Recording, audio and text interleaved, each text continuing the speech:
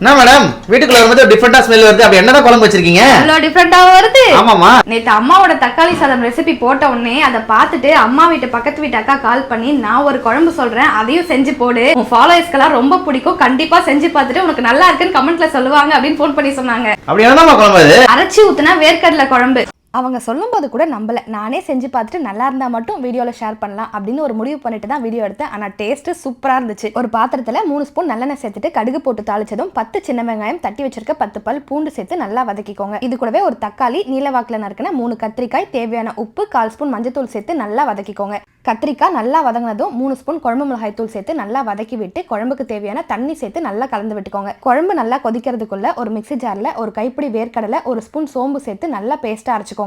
குழம்பு நல்லா கொதிச்சதும் அரைச்சு வச்சிருக்க வேர்க்கடலை பேஸ்ட்டை சேர்த்து நல்லா கலந்து விட்டு மறுபடியும் குழம்பு 10 நிமிஷத்துக்கு நல்லா கொதிச்சு வந்ததுக்கு அப்புறம் கடைசியில கொஞ்சம் கருவேப்பிலை, கொத்தமல்லி சேர்த்து நல்லா கலந்து விட்டு சுட சுட சாப்பாட்டுல ஒரே ஒரு அப்பளம் மட்டும் வச்சு சாப்பிட்டு பாருங்க. டேஸ்ட் வேற லெவலா இருக்கும். எப்படியே எல்லாரும் கமெண்ட்ல ட்ரெஸ்ஸோட லிங்க் கேட்க போறாங்க, அதையும் கொஞ்சம் சொல்லிட்டு போயிடுங்களா? இந்த ட்ரெஸ்க்கு லிங்க் எல்லாம் கிடையாது. நான் ஒரு பிளைன் saree ஒன்னு வியர் பண்ணிருப்பேன் தெரியுமா?